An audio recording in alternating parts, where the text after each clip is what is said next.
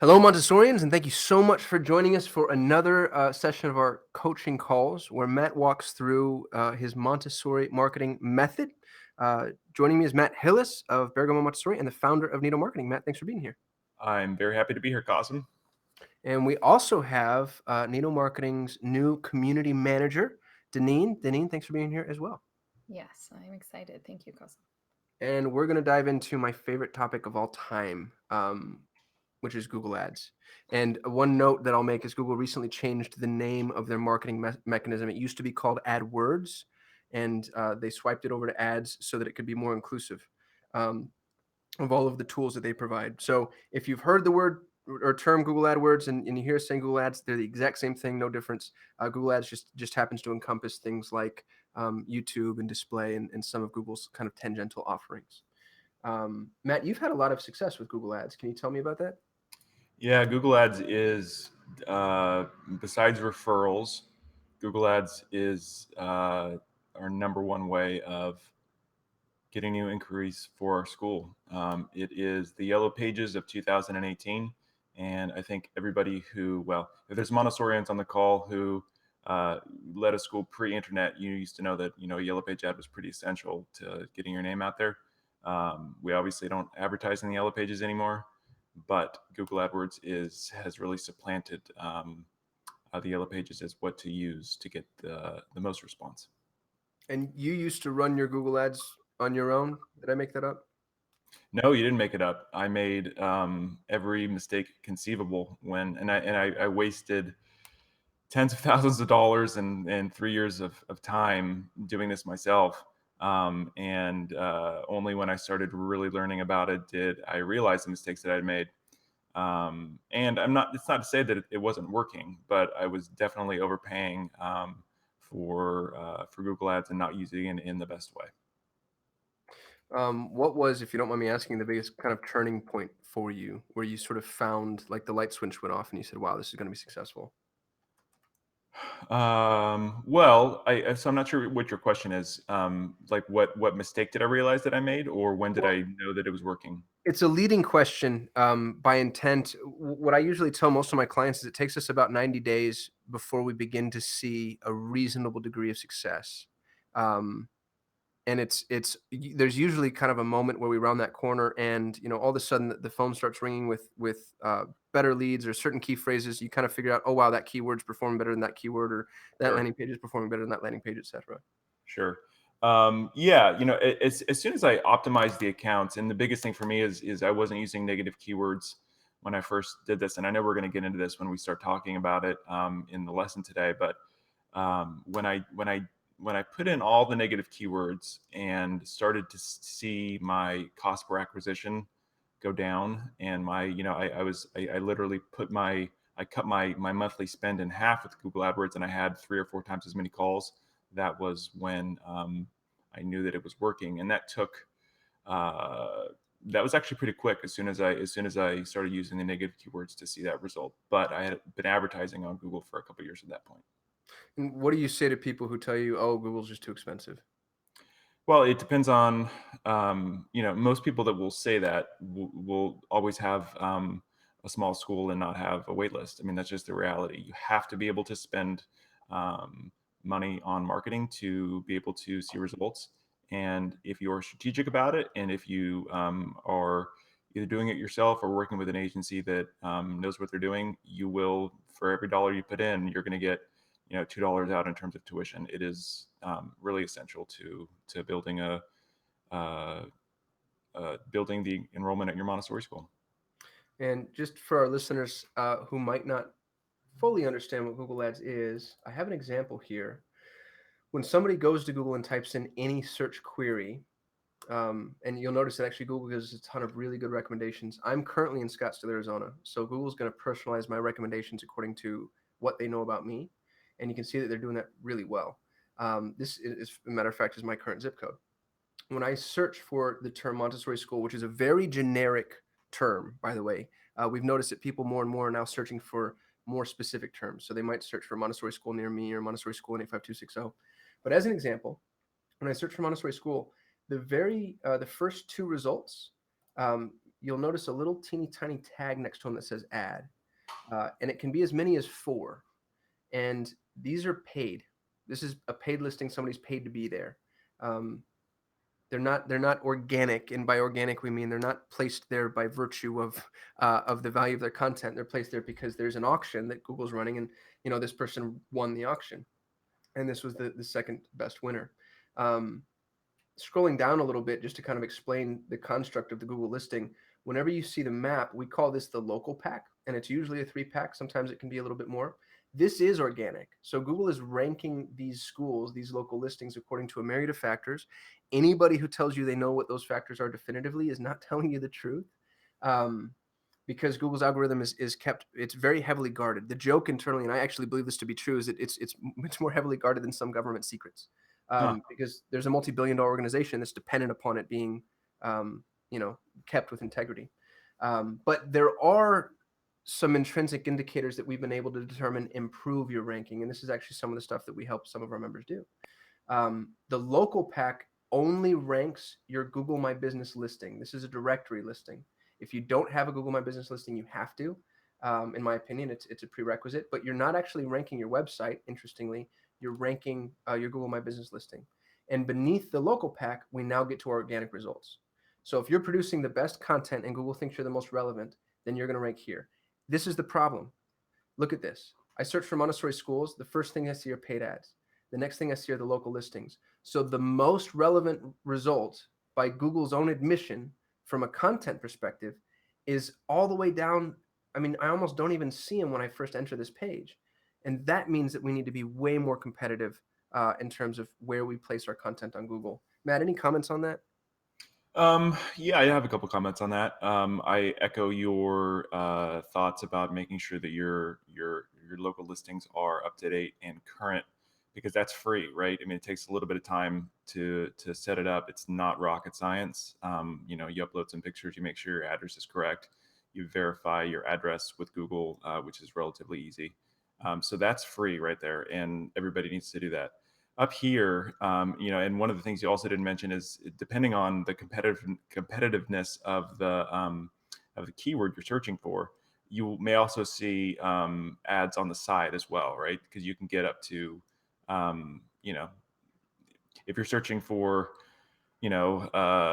shoes, right? You're gonna see 2 or 3 ads up top, and then a whole stream of ads on the side, and it's not always required to be number one. Like, a lot of people have talked to me before about making sure that, I want to rank number one. I want to make sure that I'm at the top, and that's a thing. That This is an auction, right? You need to determine what it is you're willing to pay, and sometimes it's okay to be listed second or third, or even on the side, right? Because it kind of you're measuring the effectiveness of how many people are clicking through and where you are placed on the page. So it's not always required to be number one. I thought, when I first started doing this, I wanted to make sure, and I overpaid. I want to make sure that I'm the highest thing that comes up, and that's not always the best option. I'm sure you'll talk about that, Costume, as you get into this. Yes, absolutely. I think you actually stated that really well. It can cost 2 or 3 times as much to be number one as it can be to be number two, and yet the second position can sometimes yield just as many leads because people tend to click more than one ad. The other thing that I'd like to draw attention to here is that Google is doing what's called stealing clicks, and this is something that marketers have complained about from the very beginning. And what we mean by that is Google was uh, built to deliver content and information. Well, they used to deliver content and information by just providing a small snippet and then letting you click through to that website. What they're doing now is they're actually bringing your content forward into Google. So if I wanted to know what Montessori education was, I might not even need to click through to Wikipedia in order to read this snippet and be satiated. What's even worse is Google's now doing things like people also search for nursery school. Yep. What is this? Kindergarten, Yeah. Waldorf education. So now Google's giving them alternatives to Montessori when they're searching for Montessori, which is in some ways Google wants to help kind of diversify people's educational base, but in other ways they're diluting our message. And so it's really important that we know this is happening and that we're able to speak to it in our ads and on our website content, because too much information can be the enemy if the information isn't distilled in a way that's fair and that kind of lets people know, the merits of everything involved. And this is not a meritocratic democratic system, sadly. In a lot of ways, this is very pay to play. And so with Google, we're learning how to effectively pay to play. Was any of that unfair, Matt? No, it's completely accurate. I echo your thought about the snippet on the side. That's actually great fodder for what you should write about on your site, right? Because if it says that's going to prime the pump, if they already know that an alternative to Montessori could be Waldorf education, what a great thing to post on your site, which is Montessori versus Waldorf. In fact, we have content on our site about that. Sometimes I have people that call and they're looking for a Waldorf school, as we call them. They want a Montessori school, but they all they like aspects of Waldorf as well. And especially if you're running an authentic Montessori program, there are very clear differences between Waldorf and Montessori, and it's great to be able to delineate them out. And also, I want to be able to, I don't want to enroll a family who is really interested in a holistic arts-based education, because that's not what Montessori is, right? There will be elements of that, but we are about really developing independent, self-actualized children. So great fodder for what to write about is stuff in the snippet here. And we actually have some resources in our resources section on Montessori versus Waldorf. I think we have one or two white papers that Matt wrote. Correct. I'm going to poke another school in the ribs, and I'm going to do it with love because I'm actually going to reach out to these guys after this call. You'll notice that St. Peter's Montessori School, when I search for Montessori School, their ad is the very first one to show up. If I click on this ad, I'm going to cost them money. Now, the amount of money is dependent on what they're bidding. It could be a couple of bucks. I've had clients that are spending $10 or $20 a click. I don't think we get there in Montessori too often, but it's not an insignificant sum. Here's the problem. I'm going to interrupt you right there because I want to make sure that people know, just like this is an auction, you're only paying when somebody clicks on your ad. So your ad could show up all day long, and if nobody clicks on it, it costs you $0.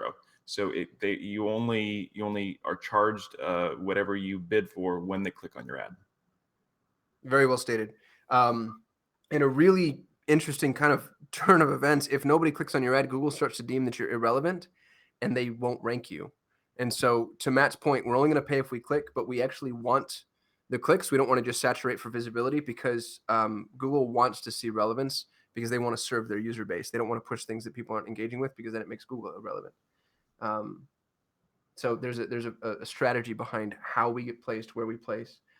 St. Peter's Montessori School, I'm currently in 85260, as you saw, which is the north east valley of Phoenix. And I'm going to show you what that means. Because when I go to St. Peter's website, they're here in the southwest. I'm up here, if you can see my cursor. It would probably take me an hour to get there in traffic, maybe a little bit longer. I mean, they're clear across the other side of the city. They have poorly targeted their geographic fence inside of Google AdWords. And this, to be frank, is a catastrophic mistake because if they're getting me here, that means that they're probably targeting the entire Phoenix Valley. And what they really should be doing is focusing on, at absolute most 20 mile radius. And honestly, probably a little bit more narrow. The reason we recommend 20 miles is because Google's targeting isn't perfect. And so you want to catch people that might appear to be outside of your fence, but aren't. But this is a significant waste, and I'm willing to bet that they're probably hemorrhaging funds right now. So I'm going to reach out to them and offer them that advice. Yeah, definitely. The geofencing, just for context for people, and again, Cosmo will probably get into this, but you can literally draw a map on AdWords about where you want these ads to be shown. So if I were them, I would be focusing on that commute pattern on, what is that, Interstate 10, Highway 10, for people coming into Phoenix, right? Because that makes a lot of sense. So you could even scroll all the way to the left, and there's probably communities out there, I would assume, that if they were coming from Buckeye or Liberty, right, that's going to be way more easy for people who are coming into Phoenix to work versus somebody like Cosm, who's not going to drive an hour in traffic both ways every day in order to get to your school. The likelihood of that is very low. Yeah, and I love what you just said about commute patterns, Matt. It's so important that we know our commute patterns because it really helps us. It really helps us kind of sculpt an effective strategy. And if you realize that people are willing to travel, you just want to know where they're coming from. So instead of casting a broad net, let's be very precise in the way that we target. Okay. So we talked about the geographic targeting, which is great. One point I want to make is don't forget about Bing. Um, we're so Google obsessed, and I'm just as guilty as the next person. Google has 66% market share by capita, meaning 66% of people that use a search engine use Google. They have something closer to 95% market share by search. And all that really means is, yeah, 66% of people use them, but those are the people that are actually using search engines. The people that don't use Google don't, use search quite as much.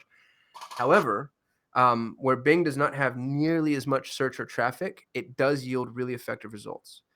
People that use Bing tend to be slightly more affluent. I don't know why that is, but from a demographic standpoint, they tend to be slightly more affluent. They tend to be a little less tech savvy. So this can be, kind of the doctor and lawyer types that, they never spent time learning the computer because they were off learning other stuff. To oversimplify that, but they're a great demographic to market to. So the nice thing about Bing is most of the rules that apply to Google apply to Bing, only because Bing has been copying Google since almost the outset. So the same strategy that you're using on Google, you can use on Bing, but don't neglect it because it can yield some pretty positive results. What's interesting about Bing too is that for people that aren't necessarily super into their computer or super tech savvy, it's going to come, if you buy a Microsoft machine, it's going to come preloaded for you to use Microsoft Edge. And guess what Microsoft does? Unless you go in and set your homepage to Google, it's going to show you Bing results when you're searching. So for a lot of people that are less tech savvy, they're going to use Bing just because they don't necessarily know how to set it up or care to set it up for Google. Yeah, very well said. Bing is the default for a lot of things, and it's not always just Microsoft devices. It's anybody that Microsoft has a partnership with, and they're doing a really good job at those strategic partnerships. So I think it's probably going to start making more and more of a dent. Um, we talked a little bit about do it yourself. There are some courses out there that teach people how to run AdWords themselves. Um, AdWords Express is being, if it hasn't already, but it's being deprecated, so it won't be available any longer. But um, I do think that do-it-yourself AdWords management is possible. I think it's very difficult. We're going to offer some information here that will help, but I just want to canvas this appropriately.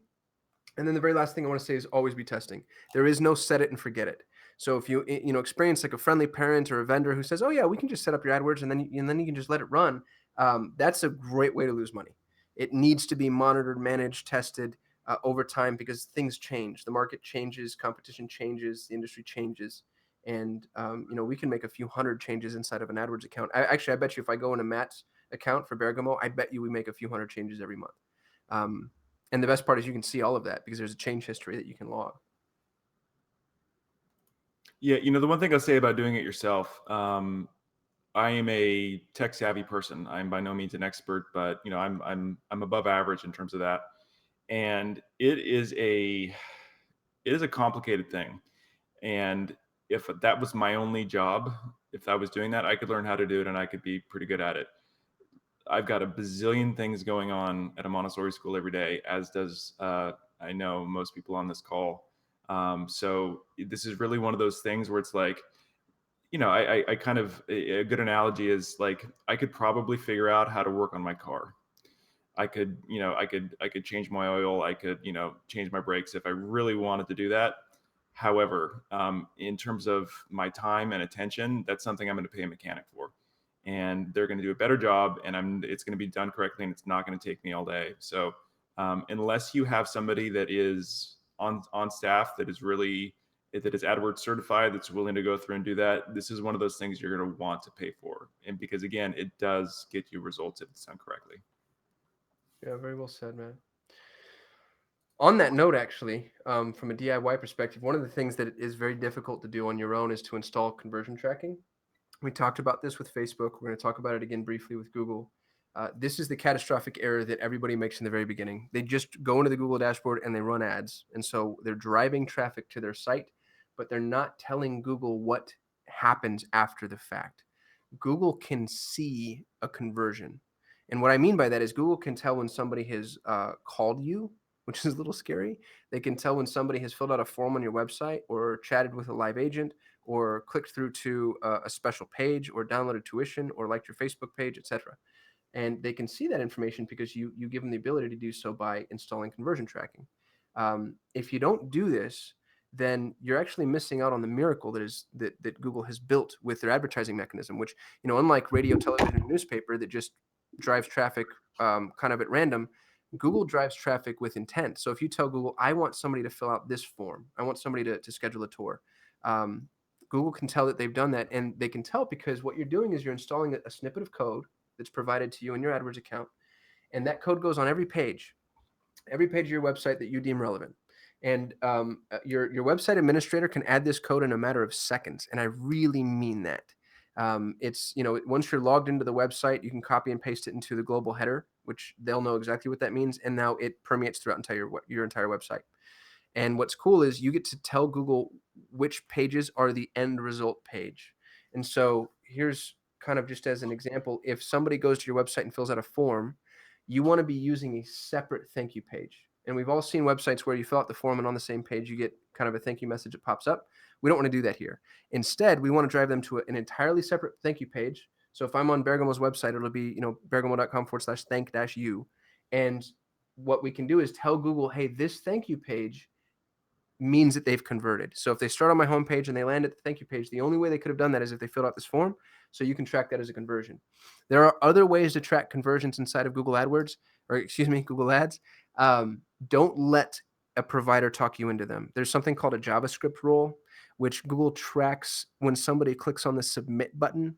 But the degree of efficacy can vary by up to 30%. It's not at all accurate. You want to use the separate thank you page because it's very linear and it's hard to spoof. So you're going to get extremely clean data. Anything to add to that, Matt? Am I diving too deep into the minutia? Probably a little bit, yeah. I mean, I think That's good to know. I think that people need to know that. Again, this is one of those things where so great to be able to. I mean, listen, I'm thankful every day that I work with Qasim, who does this for me and is on it, and I don't have to go in and know that or do it. I just make sure, and the result is that when I'm reviewing my reports once a month, I can trust that. I can trust my data. So thank you for doing that, Qasim, for me, because it makes my life easier. Absolutely. And part of this conversation too is, if you're doing it yourself, it might be too hard. But if you're working with somebody else other than Nito, this is good. This is a good challenge to offer. I tell anybody I consult with, you don't necessarily even need to know it. You just need to know that they know it. So we want to make sure that we're tracking conversions. The best way to do that is with a separate thank you page. You also want to make sure that you're tracking conversions in both Google Ads and Google Analytics.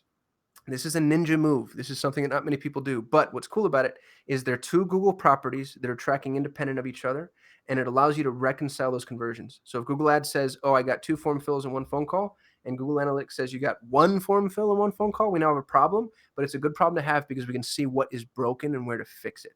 So if you're running this with somebody else, make sure they're tracking conversions in both of these properties. And at the end of every month, they need to go through and reconcile those conversions. You also want to reconcile the conversions with your own internal reporting. And we do this with Nito members. We actually require a once-a-month phone call that we've been semi-successful with getting people on the phone for. But the intent is to get them on the phone and say, hey, we're showing that you got this many phone calls, this many form submissions, this many tours. Do you see that on your end? Because if they don't, then we have a problem we need to solve. Maybe they're not getting all their emails, or maybe we're over-reporting for some reason. But we want to bridge that gap because we don't want to optimize off of incorrect data. The last thing I just want to touch on before we move on is call tracking. We use a tool called Call Tracking Metrics. This is not the end-all be-all. We don't have a special relationship with them or anything. I'm not a reseller. But tools like Call Tracking Metrics allow you to track and record phone calls, and they're very cost effective. As a matter of fact, if you're a Nito member, you get Call Tracking Metrics for free. For our 3rd and 4th plan members, you just have to pay for the usage, but we pay for the subscription. The nice thing about call tracking is it allows you to take down multiple phone numbers, and then those numbers will tell you the source of traffic. And call tracking records calls. So there's a little whisper message at the very beginning that just says something like, hey, this call may be monitored and recorded. And then we're able to record the calls. And now you get to see, who's calling, for what purpose, how good this prospect might be, how your staff is answering the call. We've actually provided a lot of feedback to our members about ways to do, potentially better call intake. And And the way to do that is using a tool like call tracking metrics. And there are others out there. Another really popular one is one called Call Rails. But for $20 a month and a few cents a minute, I really think it's worth investing in. Any comments on that, Matt? Yeah, I do have a couple comments on that. Number one, the number of calls we get per day is going down and continues to go down, which is a great thing, right? Because it's time consuming. It what can I say about it? It just it's more work for us as I bumble through what I'm trying to say. It's more work basically, and so as each year passes, we have had less and less phone calls. We've had more and more and more people scheduling tours online through Calendly, people opting in for content. So that makes our life easier. But I do like to be able to monitor the calls when they come in. I don't do this a lot, but if I'm noticing, if I wanted to go in and see what's been happening, how our phone's been answered, because sometimes, especially at the beginning of the school year when it's crazy and we've got new parents coming and they're calling a lot, I want to make sure that people who are calling to schedule a tour or calling for general information are being serviced well, and that tool does help with that. Very well stated. Thank you, sir.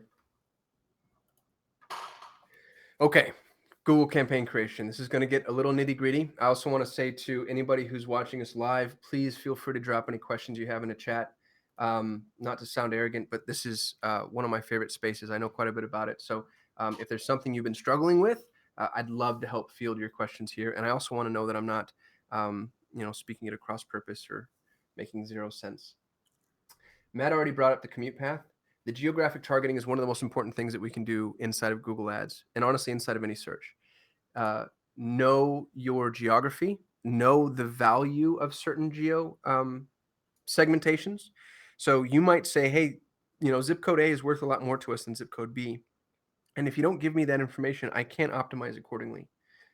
So spend some time canvassing the geography. And in some instances, you actually might need to spend some time testing. And your current student base might not always be the best litmus test. You might find out like, oh, everybody that's going to our school comes from zip code A, so zip code A is probably the best zip code. Well, maybe that's just because that's the only one that you've advertised to, or your school is most visible from that commute path. Or you have a partnership with a school that's in that area. And if you were to advertise in other zip codes, you would end up you don't want it to be a self-fulfilling prophecy. Matt, I imagine you have some strategy here. I mean, you have 4 schools. What do you do to identify your target geography? Well, I mean, I have in the past started and looked at where people are, right? So I can use our database and see. And actually, there's a couple different tools that I've used in the past where you can take all the addresses from people that are enrolled in your school and drop them in and show them on a map. So you can kind of like see a heat map about where people are coming from. Well, that's brilliant. I am a little bit more now that I've changed that a little bit. I am mostly interested in making sure what is the drive time to the school. So somebody could be 4 miles away, and if you're in San Francisco, that could be something that you're not going to do. But you could be in other areas. You could be 15 miles away, and it's a straight shot, and it's on the way to work. So I like to look at places where people work, and I like to look at commute patterns. And you're only really going to know that. It would be hard for somebody to do who didn't live in the area. You have to know your metro area well. You have to know how people live and how people commute. And that's just about being a member of the community and kind of knowing, well, what is it that I do? Where are people traveling every day? And when we were building our newest school, that was actually one of the things that we considered when we were looking at sites, because I wanted to make sure that it was easy for people to get to us, because you could be Dr. Marie Montessori running a great school, and in 2018, if people aren't going to choose that, if it is going to be more than X amount of minutes from their house or from their work. So that's a really, really important piece of context to have and to know how people travel in your area. I love the heat map idea that you just came up with. I'm going to steal that from you and use that in our agency. I think that's brilliant. Hey guys, we also have a great question from David from Acton. Academy. Cosmo, if you want to take a look at that, it's a pretty specific question. So if you guys can touch on that, that'd be great. Yeah, I'm looking at it here. So David's asking, can you tell us how to track conversions in Google to closed sales where families enroll? Trick is, I imagine you could have a high performing campaign that leads to less sales than a low performing campaign. David, this is a brilliant, brilliant, brilliant question. And this is, I think a lot of agencies, to be honest with you, kind of build their business on this. We call this vanity metrics. So if an agency can say, hey, your phone rang 30 times, you got 20 form fills, those are vanity metrics because that doesn't mean money. I can make your phone ring 1,000 times a minute, but it doesn't necessarily mean that it's going to convert to revenue. Really what you want to do is you want to track all of your leads inside of a CRM. And I just scared everybody because I know that because I scare myself too, because CRMs are big and ugly and annoying and not fun to work with. But your leads should be dropping into a CRM directly from the conversion point. And then you want to track those leads in your CRM all the way through admission. And what's really amazing about Google, and I'm so sorry to sound like a fanatic, but they really have an amazing tool here. Google can pipe the successful lead information back into AdWords and then begin looking for common denominators for future prospects. While this is possible, I can tell you very, very, very few organizations do it. I've worked with Fortune 100 organizations that don't take the time to do this. And so on a school level, it's hard. What we're doing right now, and we're actually working with Matt, we're going to build out a CRM specifically for Montessori schools. And we're going to make an attempt at making this a lot easier. But I'd like to just say that it's a difficult system, not necessarily from a technological perspective, but you have to keep everybody on the same page. You have to keep all of your information inside of the same system. And it's hard to get, user buy-in. It's hard to train your staff on a new CRM. So it is possible. And it's something we're working on, but most organizations struggle with this. Matt, anything to add? Yeah, absolutely, David. I am right with you on that, and that's one of the reasons why Costum and I have been working on developing a CRM for us and for making sure that that's available to NITO members. Because for me, I want to see this. I want to see this funnel, right? I want to see 5 stages of the funnel from the initial inquiry all the way to where they're enrolling, so I can see at each spot. Great, we had 50 people opt in. We've scheduled, out of those 50 people, 12 scheduled tours. Out of those 12 tours, 3 enrolled. Because at that point, you can really start to see and break down where it is you're not converting people well and address that. Like maybe you have a lot of tours, but you're not necessarily getting people to enroll. Well, let's spend some time and talk about how we're touring. Let's spend some time and talk about how we're following up with people. Maybe you have issues with your program, right? I mean, that's great information to have. And I like to be able to see that very visually. I don't want to see that on a spreadsheet. I want to see a pipeline, basically. And that's what we're looking to develop with our CRM. So we don't have it yet. And I don't want to be able to release that to people until we have that completely locked down for what we're doing. So I would say, Costum and I have talked about this, towards the end of the year, having something in place that we can actually show. But I want to make sure that it's working first before we pull up the hood and show everybody else.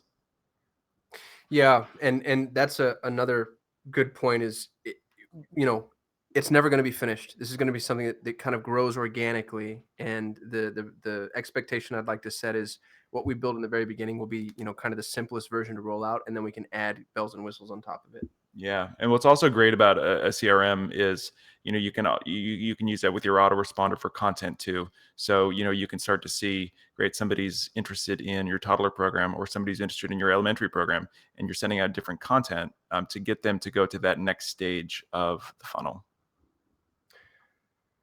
Okay, so keyword sculpting. This is important. All too often, people throw out random keywords, and they might spend a few minutes bringing 10 keywords together and saying, "Okay, I want to bid on Montessori school, Montessori school near me, and Montessori's preschool," and then you're done.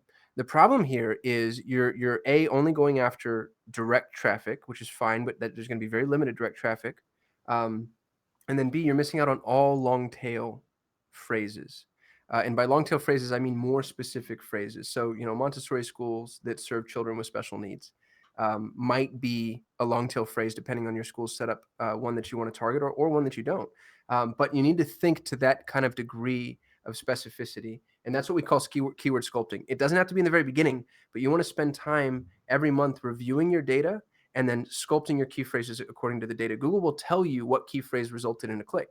So if you say somebody searched for Montessori homework, well, now we know we want to add homework to our negative key phrases, which I think is a really good segue. Matt, can you talk a little bit about negative key phrases?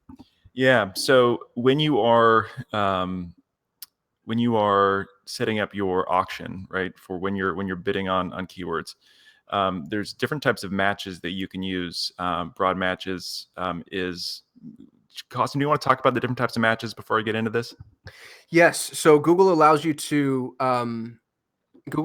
trust them a little bit. There's a bunch of different ways to approach it. There's broad match modifier, phrase match, and really all that means is you can tell Google, hey, I want to target the words Montessori school and only those words in exactly that order. So I only want, if somebody types in Montessori school, then I'm going to take that phrase, but those two words have to be together. And it has to be, and those can be the only words that they write. So if they put Montessori school near me, you don't want that.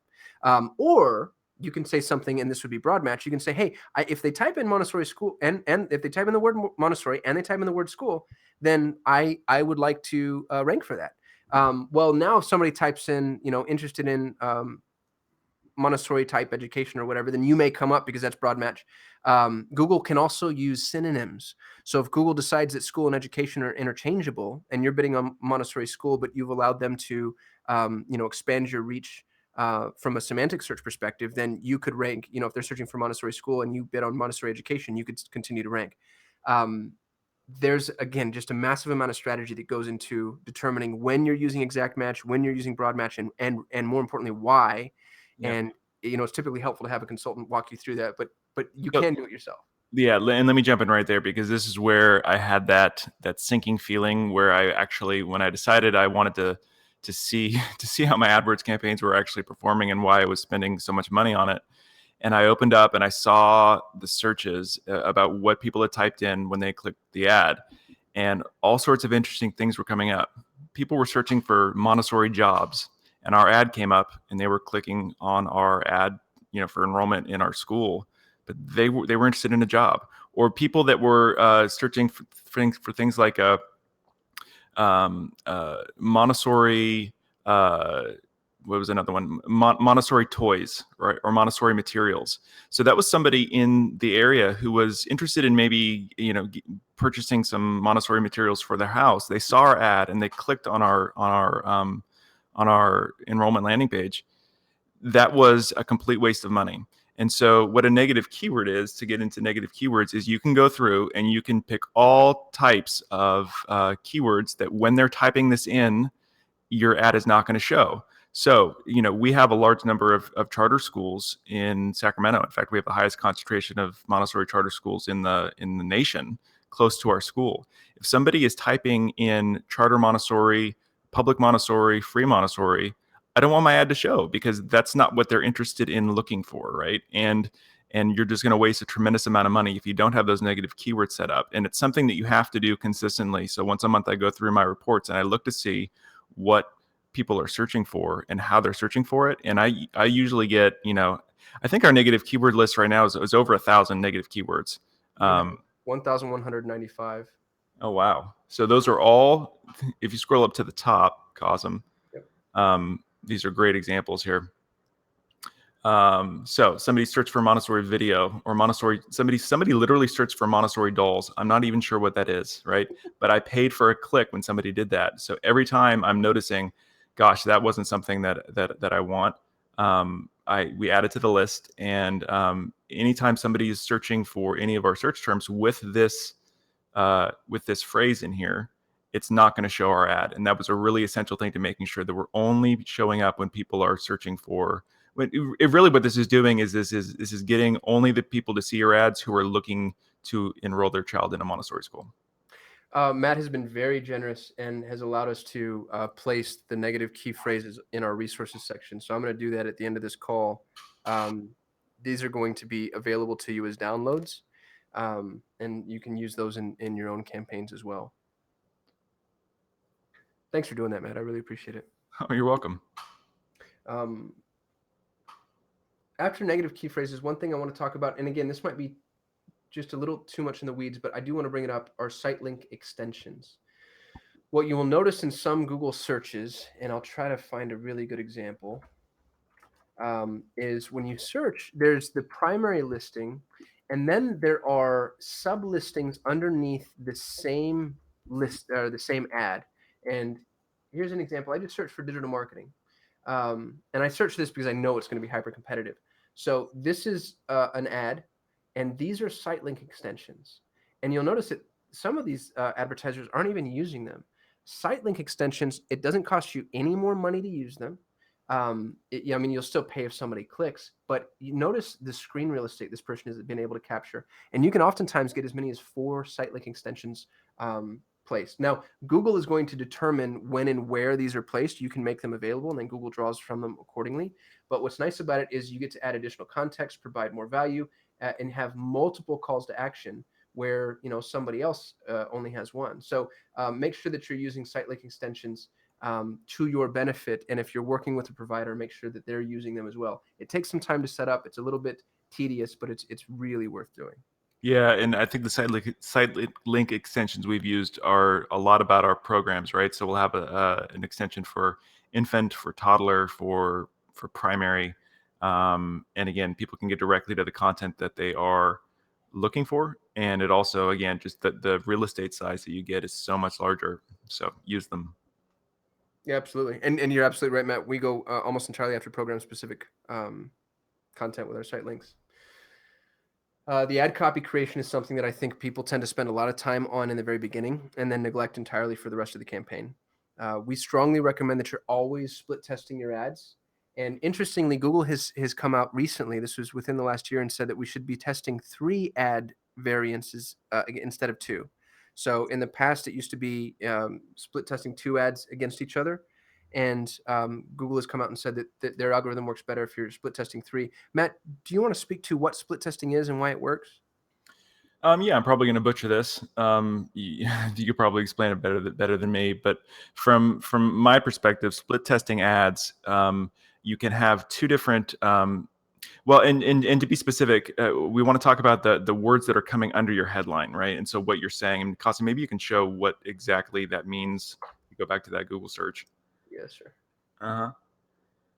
So the ad copy is what's underneath, right? So for AMS, the ad copy is learn about the history and beginning of the Montessori movement, find out more, transforms lives. And I can tell that they're split testing this, right? Because the way that that's written actually doesn't flow very well. But I know that they're testing it, and that probably has worked well because they're throwing in some specific words. So you could have, for instance, AMS could be using that first one, and then they could also have one about maybe it says, Montessori education has been around for over 100 years, and it's improved the lives of children around the world. That could be another sample copy. And what you can do when you split test is you can say, Google, when this shows up, I want you to show these ads evenly, and whatever is performing better, whatever gets more clicks, then you start to optimize automatically. It's going to show the one that is being clicked more.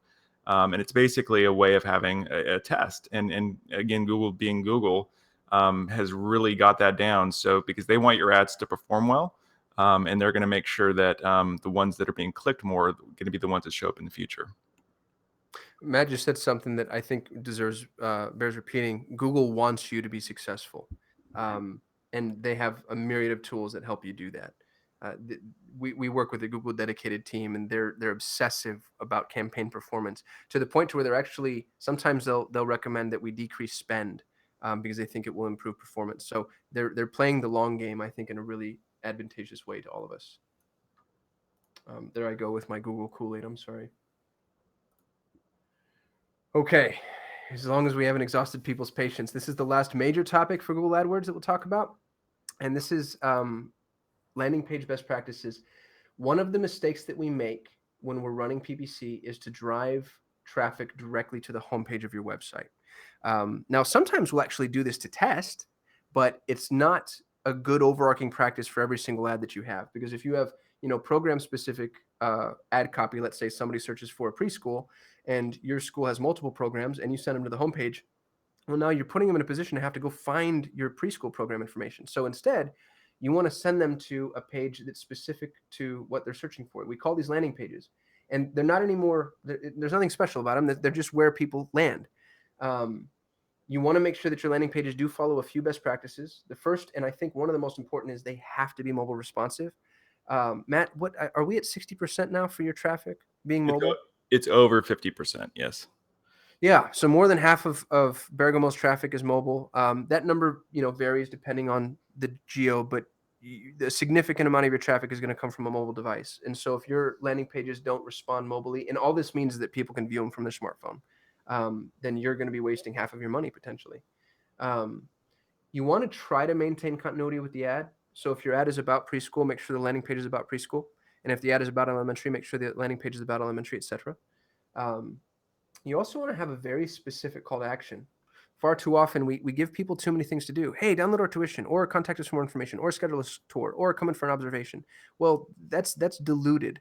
You want to choose the thing that's most important to you and that's most relevant to their search, and then offer them that one call to action. Every now and again, we can offer them, like an exit intent or a last ditch CTA if we think they're going to leave. But for the most part, you want to leave your call to action unified.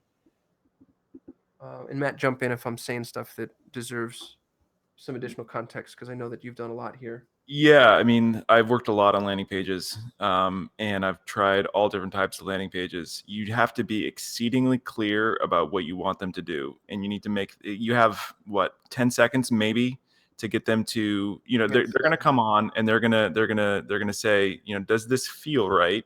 Do I know what I'm supposed to do?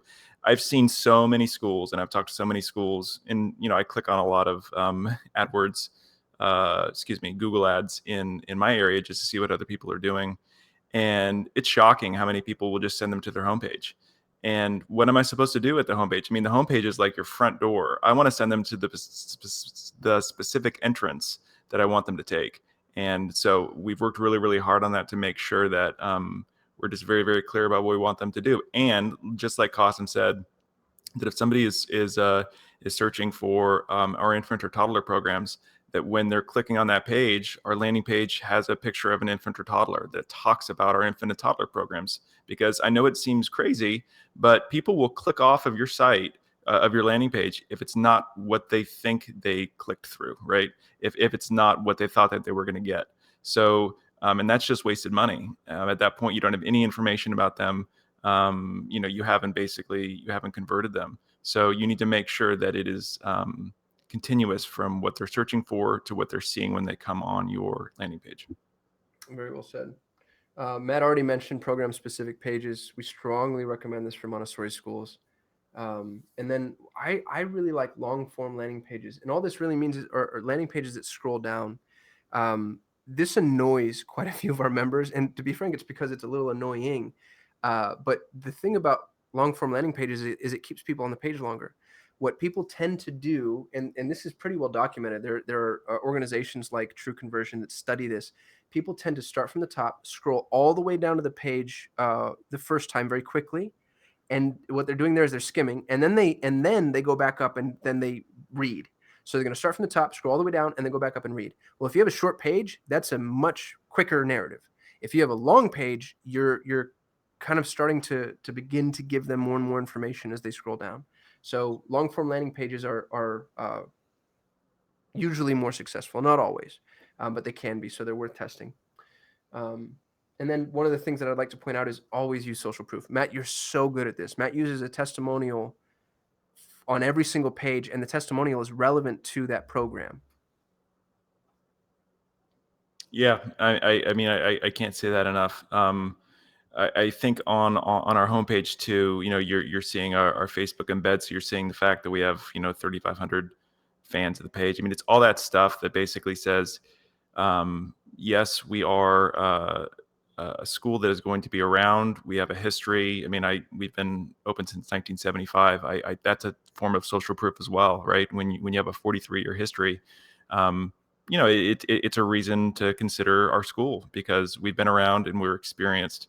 So that's really, really essential to making it feel safe for people when they come onto your site, that you're not just some fly-by-night organization. Absolutely. And I want to stress that don't obsess over landing pages in the very beginning, especially if you're just launching your campaign. When we're just launching your campaign, we're working more on key phrase sculpting, and we're going to allow the key phrases to tell us what landing pages we need to build. So landing pages are typically step 2. They're a very important step 2, but they're step 2 because we're casting a broader net from a key phrase perspective. And then once we've isolated the high performing key phrases, then we can go build really specific landing pages. If you try building really specific landing pages in the beginning, you're going to have to build 100 of them, and it's tedious and not cost effective. So let your key phrase results inform your landing page building. In terms of landing pages too, maybe you'll talk about lead pages, but we do use lead pages, which is a very easy to use design program that comes with a lot of different templates, and it's relatively inexpensive. So if you're looking to develop your own landing pages, lead pages, oh, there you go. Lead pages is what we use, and it works. Yeah, we're not affiliates, incidentally. It's, like Matt said, relatively inexpensive, especially to start out with. Drag and drop editor. The thing I dislike about lead pages is it can be a little slow, so you have to be really careful about the template that you choose because speed is important. But otherwise, I agree with Matt. I've been a pretty big fan of them. We've been using them for years. Few more quick best practices. Try to use images and video wherever possible. People like to engage with media. Matt, you're really good at this one too, using images of children on the page and relevant to that program. Yes. Yeah. We use lots of different images and videos. I think I talked about videos last week, where that's an investment that you're going to make because you're going to use it in multiple areas. You can use it on your website, and you can also use them on your landing pages. And then using an image of a child. So many times I've seen the thank you page where it's just this generic, just says thank you, thank you for opting in. We actually, there's a picture of a child, and it's one of the things Cosim's talked to me about is that people really respond to faces online, and we have an image of a child smiling after they've opted in or after they've scheduled a tour, that just basically keeps that continuity of the fact that we are an organization that's here to serve children, and we have children on all of our thank you pages and all of the pages on our website. The very last thing I'll say about landing pages is give people multiple options for conversion. So, I have like closed form and open form. This is a closed form, meaning it's just a button that's going to trigger a form once I click on it. This is an open form, meaning the field is actually here available to me. And then Matt's done a really good job. You've got this little floating schedule a tour button. If I go to the top, there's the ability to click to call. There are multiple conversion points on this page, and it allows me to engage on my own terms. If I want to email directly, I can email directly. We need to remember that people have different comfort zones. Some people love calling. They might be a little older at school and they just want to get somebody on the phone. We need to facilitate that a little bit. Other folks, and I think this tends to veer towards a younger demographic, they just want to send you an email and get their questions answered. So make as many conversion points as possible and give them the opportunity to convert on their own terms. Remarketing we touched on last week with Facebook. It's the same story with Google. What's really awesome is you can remarket specifically based to specific pages based off of where they've been on your website. So if somebody lands on your website, even if they don't come from Google Ads, let's say somebody refers a parent to you and they end up on your toddler program page. Well, the ads can now remarket them, specific to toddlers, which again maintains that continuity. You can also remarket according to behavior. So if somebody goes to your schedule a tour page and does not schedule a tour, it's good information to know. We don't necessarily want to be, Matt made a joke earlier. I think it was Zappos, Matt, you were making fun of? Yeah, Zappos. Yeah, so you don't want to say, hey, you forgot these shoes that you left in your shopping cart, but you now know that this person was interested in scheduling a tour, so you can put ads in front of them that speak more towards and observations. And we can, as always, use remarketing for cross-network marketing. So you can remarket your Facebook traffic on Google, and you can remarket your Google traffic on Facebook. And that is the end. Any questions from our live audience? We've got about 8 minutes. I've got some FAQs here that we can cover as well. And for some reason, the rest of my list isn't saving. I don't know why that is. I'd say, the number one question that I do get for people is how much do we need to spend in order to do it? Our general advice is you need to spend $1,000 a month to number one, optimize your campaigns to get enough data to get enough clicks so that Google can do its job. That seems like a lot of money, and it is a lot of money actually. If you are a small school of 50 children or less, it could probably come down to 500. It could come down to 500. But if you are a school that has 100 or more students, you need to think about this as $1,000 a month will roughly be in the area of what one tuition is for your school. And think about using that one tuition for this, because again, it is a machine, right? You're putting in $1,000 from tuition, and eventually, and you will get $2,000, $3,000, $4,000. And I know I've talked about this before, but leading an authentic Montessori program it is essential to have a waiting list of people coming in, and this is one of the ways in which we do it here.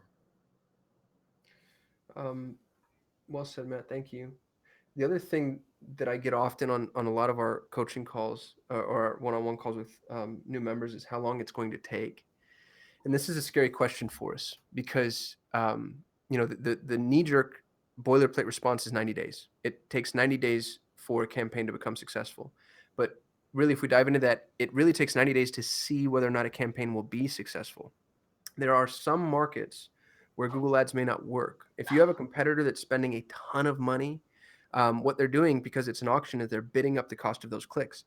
And we're not necessarily going to know that until we enter the auction, because it is a blind auction. Google gives us some predictive indicators, but there are reasons that Google Ads may not work. And that's very important. I think it's a really important disclaimer for us to make, and it's an important expectation to manage. You will typically know within 90 days, but you need to be able to commit to the budget for 90 days with the understanding that sometimes it works and sometimes it doesn't. Now, we have a lot of historic context to draw from. So, I like to think that we're going to work more often than not, but it's irresponsible not to try to begin to manage that expectation. And I see another great question coming from Nicole and David. Can you offer top lessons learned or insights from the difference between marketing Montessori primary versus Montessori elementary? And I would say that's probably a whole new coaching call. What do you think, Matt? It is a whole new coaching call. We do not market for elementary online. This is going to come now. I will say that, if I was starting a school and I needed elementary children to come in, I would consider it. But, all of our elementary students come from our primary programs, or if they're coming from another Montessori school and moving to the area. And then, maybe one or two a year, we are getting people from the public that are looking for a Montessori school for their child that has not been Montessori. And I'm sure, as you know, that can be really difficult. You really need to limit the number of children coming from the public that don't have a Montessori background, because Montessori built on itself. So we don't market at all for elementary currently online.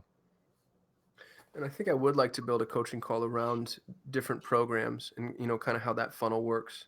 So that's a great piece of input, Nicole and David. Thank you for that. The very last thing I'll touch on from our FAQs is, if I can't afford an ads manager, what do I do? I do believe this. If you can't afford an ads manager, I don't want to discourage you. I think that you can run Google AdWords by yourself. The network that I would push you towards is it's an online site called WordStream. And WordStream has something called PPCU, which is PPC University. And it's very it starts from the bottom, and they do a really good job of explaining terms and kind of helping you launch. So if you can't afford an ads manager, please don't let that completely turn you off from Google Ads, because it is an important thing to run. And if you're a very small school with a much smaller budget, you might be able to manage it on your own just as well as somebody else. You're going to need some tech help getting conversion tracking set up. That's okay. Don't let that scare you off either. If you want some references to some developers we've used, please feel free to reach out to Needle Marketing. I'm happy to make those introductions. But for anybody who wants to run it on their own, I would recommend, I think WordStream is a really good place to start. And then there's some other online education tools, like Udemy is a good one. They have a couple of, kind of crash courses on PPC that are relatively cheap. So I don't know if you have a strong opinion on that, Matt, but I don't want people not to try it, I guess. Sometimes I'm too bullish in the whole, you need a manager. No, I completely agree with you. Nicole asks, I have a question about multiple conversion points. We've been told to just focus on getting people to sign up for tours and not offer them a lot of different actions they can take. Sign up for a tour, sign up for a welcome package, sign up, join us for an open house. Can you say more about this? I absolutely agree. I think that your call to action needs to be unified. You want to go after one single call to action. Sometimes you can say it in a different way. I like to test verbiage. So sign up for a tour can be, come in and visit us today. But I think you should have one call to action, but I think you should allow people to convert in multiple ways. So it's sign up for a tour, fill out this form. Sign up for a tour, email me here. Sign up for a tour, call today. Sign up for a tour, chat now. So it's always the same call to action with a slightly with a different conduit. And the only time I changed the CTA is using exit intent. And exit intent, I think we've shown on a coaching call before, but it's when there's a piece of software we use where your browser can actually detect somebody about to leave. And when they're about to leave, they're not signing up for a tour. So at that point, we can offer them. Matt built a really cool quiz. Is Montessori right for your child? So we'll offer them the quiz. We'll offer them the tuition download. And that's actually available to our members too. We pay for Riddle, which is a quiz marketing tool. So if you wanted that, we could add that to your site at no cost. For our second, third, and fourth plane members, that's a benefit to you. Great questions, Nicole and David. Thank you so much for that. And we are actually out of time. Deneen, Matt, thanks so much for being here. I think this was one of our best calls yet. I would agree. And next week we are talking about what? We're talking about lead intake. So we're going to go over best practices for answering the phone, answering emails, using email nurtures. How do we make sure that we capitalize on everyone that we drive to our website? How do we intake leads? Looking forward to it. Yeah, we do these coaching calls every Thursday at 10:30 a.m. Pacific. Would love to see you guys there. See you next Thursday.